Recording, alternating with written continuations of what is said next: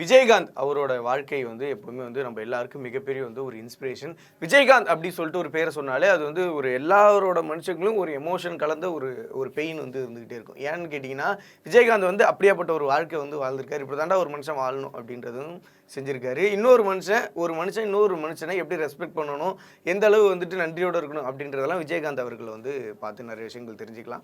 இதை தாண்டி வந்து பார்த்தீங்கன்னா விஜயகாந்த் மறைவுக்கு அப்புறம் வந்து பத்மபூஷன் விருது வந்து மத்திய அரசு வந்து அவங்களுக்கு கொடுத்துருக்காங்க. ஸோ இது வந்து நிறைய பேர் கேள்விப்பட்டிருப்பீங்க. இப்போ வந்து பார்த்தீங்கன்னா ரஜினிகாந்த் அவர்கள் வந்து விஜயகாந்த் அவர்களுக்கு பத்மபூஷன் விருது வந்து கொடுத்ததை பற்றி சொல்லியிருக்காங்க. ஒரு வீடியோ வந்து ரிலீஸ் பண்ணியிருக்காங்க. அதில் என்ன சொல்லியிருக்காங்க அப்படின்னா, என் நண்பனுக்கு வந்து பத்மபூஷன் விருது வந்து கிடைச்சது வந்து மிகப்பெரிய எனக்கு வந்து சந்தோஷம். அதே மாதிரி நான் வந்து விஜயகாந்த் அவர் வந்து நான் மிஸ் பண்ணுறேன். என் நண்பன் போல் இன்னொருத்தவங்க யாரையுமே விஜயகாந்த் இடத்துக்கு இன்னொருத்தவங்க யாரும் வரவே முடியாது. அந்த மாதிரி ஒரு மனுஷன் இன்னொரு ஜென்மத்தில் வந்து பறக்கவும் முடியாது அப்படின்ற மாதிரி வந்து சொல்லியிருக்காங்க.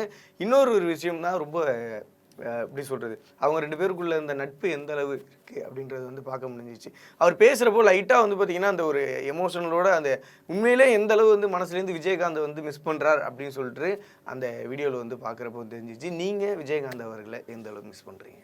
வணக்கம். என்னுடைய அருமை நண்பர் அமரர் விஜயகாந்த் அவர்களுக்கு மத்திய அரசு பத்மபூஷன் விருது கொடுத்து கௌரவித்திருக்காங்க. அது நமக்கு எல்லாம் ரொம்பவும் மகிழ்ச்சி. அது மட்டும் இல்லாமல் இந்திய நாட்டின் பத்மா அவார்ட்ஸ் 24 புத்தகத்தில் அவருடைய வரலாற்றை வந்து பதிவிட்டிருக்காங்க. அது அவருடைய பேருக்கு இன்னும் பெருமை சேர்க்கிறது. விஜயகாந்த் அவர் நம்ம கூட இல்லை அப்படிங்கிறது இன்னும் என்னால் வந்து ஏற்றுக்கவே முடியல. ஒரு டக்குன்னு தோன்றி பல சாதனைகளை செஞ்சு அப்படியே மறைஞ்சிட்டாங்க. இனிமேல் விஜயகாந்த் மாதிரி ஒருத்தரை வந்து பார்க்கவே முடியாது. அவங்கள நான் ரொம்ப மிஸ் பண்ணுறேன். ஸோ ஒரு முதல்வர் பிறந்த ஒரு மதுரை வீரன் நம்ம கேப்டன் விஜயகாந்த் அவர்கள். அவர் நாமும் வாழ்க. நன்றி.